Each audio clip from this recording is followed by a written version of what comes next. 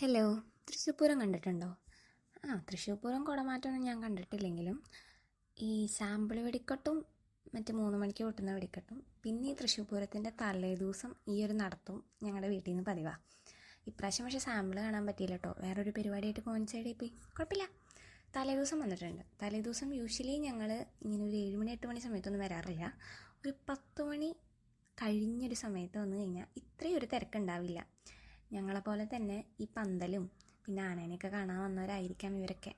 So ഈ തലേദിവസം വന്നാൽ ഈ പന്തൽ കാണാൻ പറ്റും, പിന്നെ നാളത്തെ ആനകളെ കാണാൻ പറ്റും, പിന്നെ ചുമ്മാ റൗണ്ടിൽ കൂടെ സുഖമായിട്ട് പാട്ടും പാടി നടക്കാൻ പറ്റും. ഇത്രയൊക്കെ ഉള്ളൂ. ഇതൊക്കെ ഒരു രസം. കാരണം തൃശ്ശൂർ പൂരത്തിന് അല്ലെങ്കിൽ കുടമാറ്റത്തിൻ്റെ സമയത്ത് സൂചി ഇട്ടാൽ പോലും നിൽക്കാൻ സ്ഥലം ഉണ്ടാവില്ല. ആ തിരക്കിക്കൊന്നും വരാറില്ല. അത് നല്ല വൃത്തിക്ക് മറ്റേ ടി വിയിലിരുന്ന് കാണുന്നതാണ് എൻ്റെ വീട്ടിലത്തെ ഒരു പതിവ്.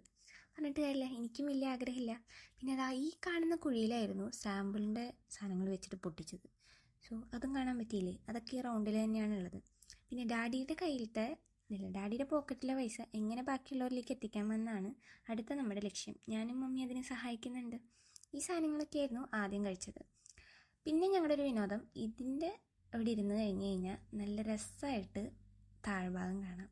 ഇവിടെയാണ് നാളെ ആനനെയൊക്കെ നിർത്താൻ പോകുന്നൊരു സ്ഥലം.